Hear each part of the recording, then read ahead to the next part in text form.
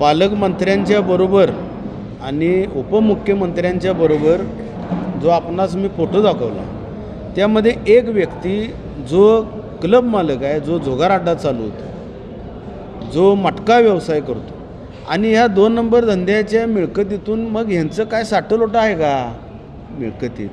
आणि पालकमंत्री महोदयाने शोभतं का? माझा गाववाला आहे म्हणून त्यांना बॅकिंग देऊ नका.